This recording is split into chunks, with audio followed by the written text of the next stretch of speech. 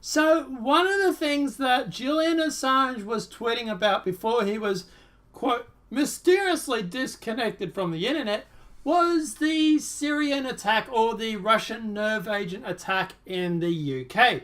I'll put a copy of the tweet here if I can find it. So basically what he was saying is the same thing that I've always been saying, which was that this chemical attack in the UK was really suspicious, to the fact where they actually wouldn't give a sample of it to an independent body for independent testing, and where they actually now have admitted, article here, where they can't actually say definitely whether Russia did it or not. They just suspect. Hey, kind of glad we don't have sanctions against a country because we assume it was them, right? Now, funny thing is, right before this chemical and weapons attack over in Syria, Trump was talking about leaving Syria. Was talking about pulling troops, tweet here, out of the region. And then all of a sudden we had a chemical attack in Syria. Interesting, isn't it? Now, this is not the first time that people have claimed that Assad has used chemical weapons on his people.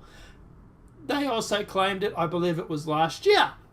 Or early this year, I can't remember now. One of those two. And, hey, what do you know? Article here. That ended up being fake news. It's interesting, hey, because now apparently we have yet another chemical attack in Syria.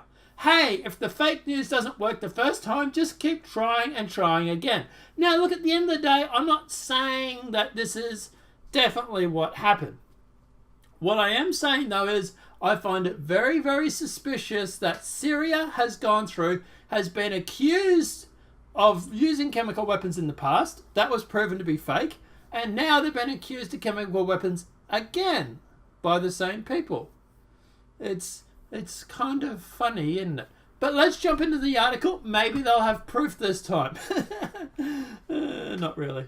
Reports of an alleged gas attack in Syria town of Douma are fake news, according to RT, and are justified potential strikes against Syria, Moscow said.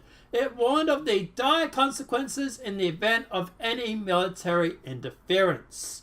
Now, obviously, do keep in mind this is from RT. We can't tell what Assange would say because he's been disconnected off the internet.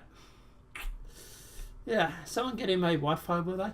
But yeah, look, the reason why I'm not a fan of Assad, okay? I think he's a dictator. I fully admit that. But at the end of the day, if we're going to go to war with someone, let's make sure it's for the right reasons, okay?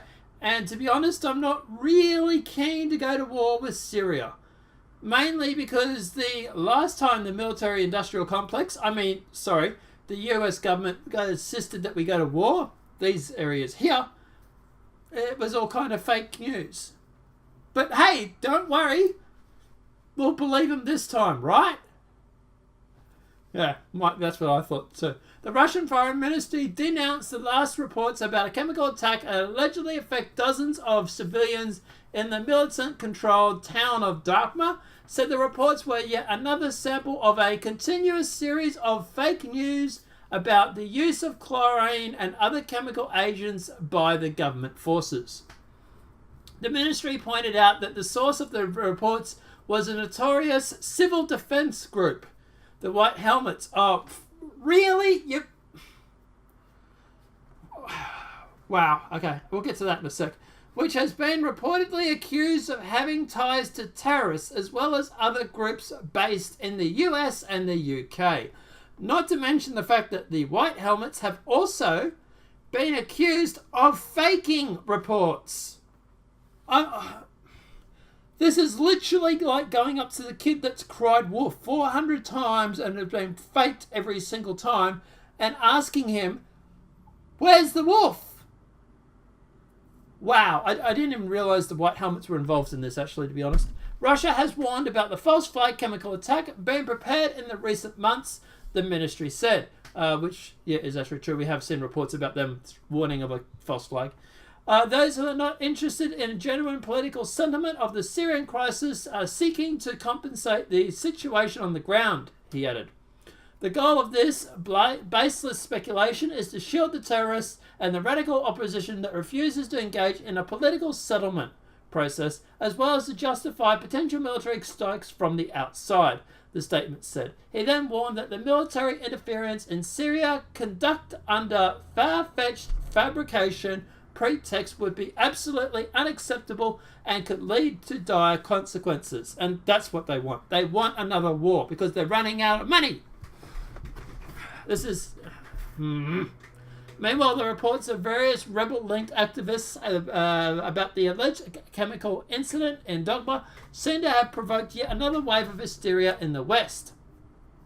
Trump, don't believe it, dude. The US President Trump rushed to denounce the unconfirmed attacks as a mindless atrocity and a humanitarian disaster for no reason whatsoever. He also warned that those behind the alleged attack will pay a big price.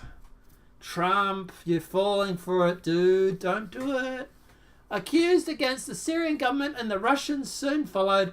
This is in his Twitter post. Trump declared President Vladimir Putin, Russia and Iran responsible for the attack because of their backing of Syrian President Bashar al-Assad. Earlier, the US State Department also said that Russia ultimately bears responsibility for the brutal target of countless Syrians with chemical weapons. Trump, what are you doing? However, US officials admitted they were unable to independently verify any information. Oh, goody! We might be going to war for information we can't independently verify. Yay! The alleged incident and had solely relied on reports made by a group that is known to fake such reports, made by rebel-linked sources. The EU claims Sunday that there is evidence pointing to another chemical attack conducted by Damascus, which is funny because the first one has been proven to be fake. So how is there another chemical attack? It provided no specific details to substantiate the claim. Instead, the bloc called for an intermediate internal response and urged Russia and Iran to use their influence to prevent any similar incidents in the future. You mean incidents that didn't happen, right? Damascus rejected the accusations, calling them boring and inconclusive propaganda.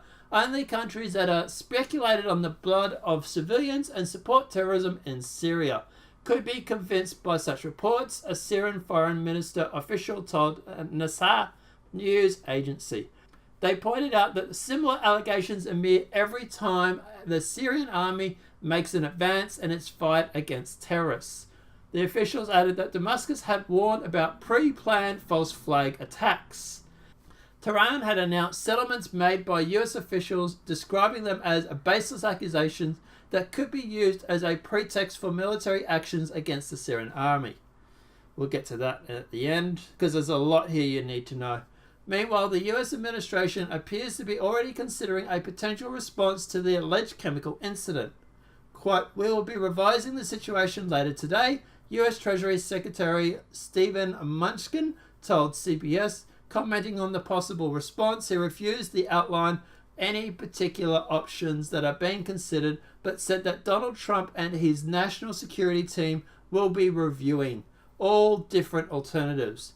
Asked about the possibility of another US strike, the president's Homeland Security advisor, Thomas Bostad, said, "I wouldn't take anything off the table."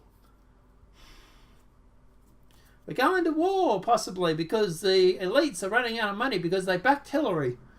This is not the first time the reports of chemical attacks pinned on Damascus have surfaced on social media.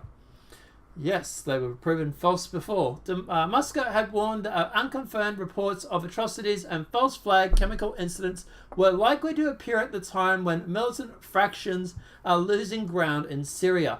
The latest report came as the Syrian army pushed into liberating the remaining militant-occupied settlement in the Damascus suburb of Eastern Glat, might be mispronouncing, with the city of Douma being the last such city in the area. It comes as July al-Islam, might be mispronouncing, militants hold the only city of Douma, reportedly held talks with government forces and agreed to leave the enclave. Damascus said on March 31st that nearly all militant-held settlements in Glat were liberated and a major US-Syrian highway had been cleared after 7-year militant blockade. In February 2018, Syrian troops began the operation to retake the area that had been under militant control since 2012, and Russia brokered the creation of humanitarian corridors to allow locals to escape the siege. A total of 153,000 people have left the area through humanitarian corridors since the start of the operation, according to the Russian Defense Ministry's Center for Syrian Reconciliation. So yeah, guys, what's the wrap up from all this? Like I said, there's no reason to me why Assad would use these chemical weapons, okay? He is winning the war against ISIS, and now they're expecting us to believe that he has used chemical weapons on his own people, which is going to cause the international community to then attack him. It is literally the case of the guy winning at chess and saying, well, let's make this whole lot harder, and taking half of his chess pieces off the board. Okay?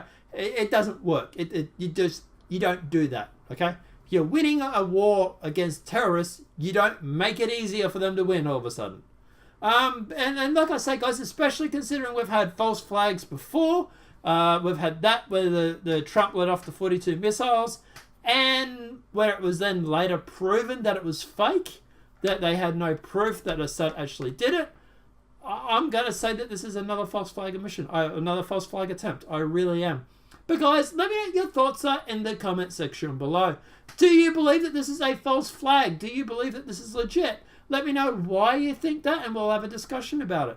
Apart from that, guys, obviously, big shout out and thank you to everybody that jumped into the live stream tonight. I had a load of fun doing it, and I might actually do it every Sunday night or Sunday morning for you. But yeah, let us know what your thoughts are on that as well. Apart from that, guys, obviously, if this video has been helpful, please smack a like. If you're new to the channel, welcome and subscribe. Apart from that, guys, I'll see you in the next demonetized video from YouTube. Have a great day and enjoy.